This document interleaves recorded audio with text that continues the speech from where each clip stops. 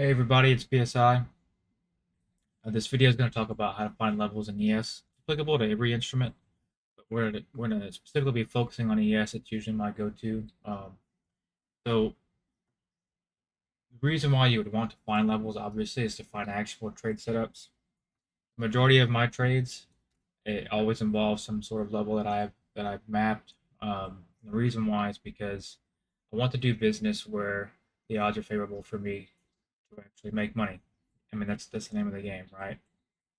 So how I start or how I begin is I always look at the weekly chart. Okay, and there's a couple of things that I want to mention. So I always work right to left, not left to right. And the reason why is because I'm always worried about or I'm always looking for the most recent price action, not what happened a month ago. You know, sometimes you do get levels that happened a month ago because it's just the most recent thing you have to go off of, and that's okay, but we always want to go with the most recent things because it's what's probably going to produce the reaction that we're looking for. Okay, so I start off with the weekly chart, and the very first thing that we can see is this, and it sticks out the most. Going to be the previous all-time high from this week, okay, before this week, excuse me. Uh, why is it noteworthy to mark? Well, it's a decent target, right? It's a decent target, and I know it's a little bit of hindsight, like, oh, PSI, you're using hindsight, but it's a decent target for longs if we break out of this range, which we did this week. The second level that I'm going to use is right here, 76.34. Okay, why would I use that instead of this high? Again, it's the most recent price action that's led to lows. Okay, the most recent price action that's led to lows, which would be another good target to scale. And the next level that we can see is what? Now it's going to be 73.23 because it led to a new high, but previously it would have been 73.57, which, if you've seen my swing failure pattern video, was a perfect swing failure pattern setup. You could use that low and then you'd be heavily rewarded, right? But different video. I'll link that in the description in case you want to see it. But that's generally where I start. Okay, now you can keep going back and back and back if you want, but I don't think it's really necessary for day trading. I like to go down to the daily chart now, and from here I do a couple of things first. First off, I'm a huge volume profile trader, so I'm going to add that to the chart. Okay. Now I have a lot of my stuff already, all of my settings already set, um, like my value area, the initial balance time, everything. But for finding levels on higher time frames, I like to go to the composite profile. Okay. And what I like to do is I go to composite and I have a start date. And I usually look for big moves. So let me get this out of here real quick. So when we look at large moves while the chart loads, what did we notice? Okay, we noticed that it started in April 1st. So what am I going to do? I'm going to go back to this indicator, start date. I'm going to change it to April 1st, 2026. Okay,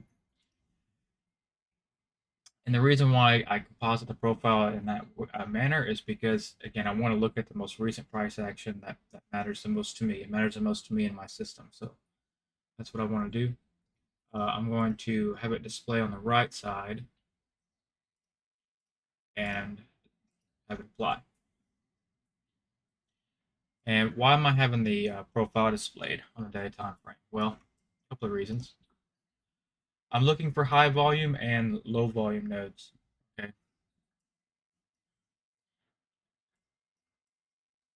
All right. And if you don't know what a high volume node is, you see how all these spikes or this big old mountain, I guess, in the volume profile happens and occurs right here. Make a circle. Like right there.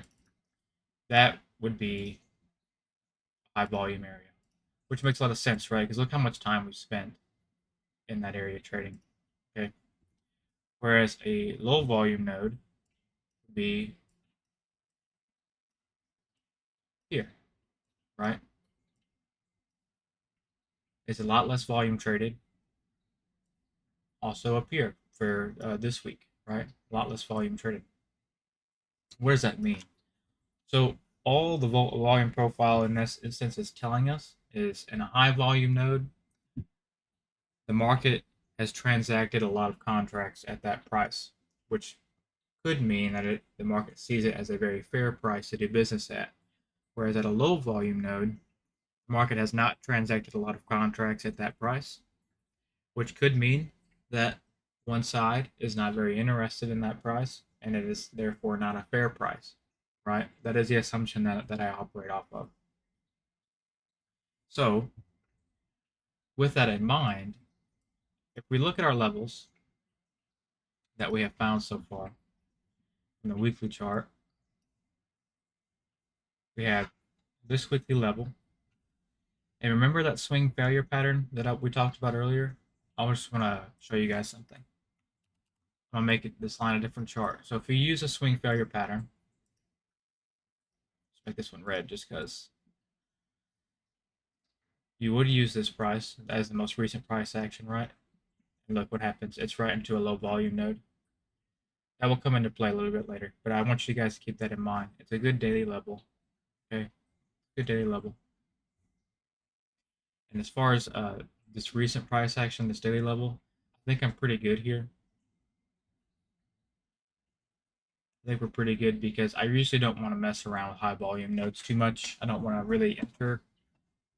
They're good exit targets for me. They're not really good entry targets to me. The good entry targets are usually the low volume nodes. Okay. Um, but now that we have this extra price action, we have this previous all-time high, which is good. Right into some more low volumes. It really doesn't take very many levels to make good money. So, all right.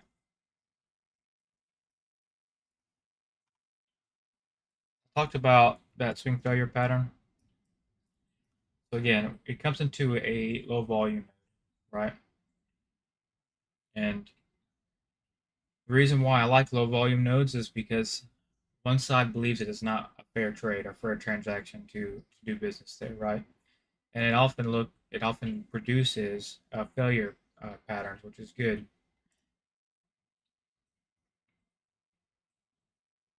The failure patterns are good because they offer the best risk reward. And if you took this trade, right? If you took the swing failure pattern trade, you're very heavily rewarded because if you took it here, your stop would definitely be down here,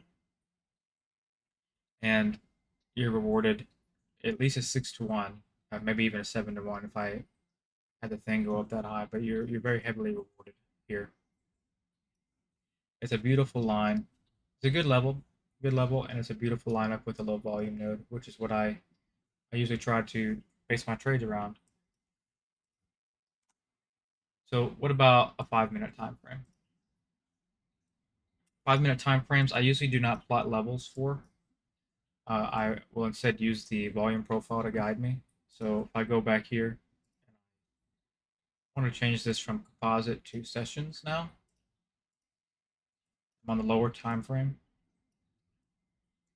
We're going to let the volume profile guide us, right? So what are we interested in? We're interested in the value area high and low and point of control initial balance, everything that's marked here. Oftentimes, there's a statistic that's being thrown out there that the initial balance produces 70% of the time either the high or the low of the day, right? Which means that when the initial balance is formed, 70% of the time it either has this as the high of day or this as the low of day, right? So then this is today's action. It's still happening, but so far it does have the high of day, right? So that means that we usually are going to want to trade with the breakout on a 5 minute time frame. So if we come down here, right, this is the volume area low. We come down here and we break out from the volume area low.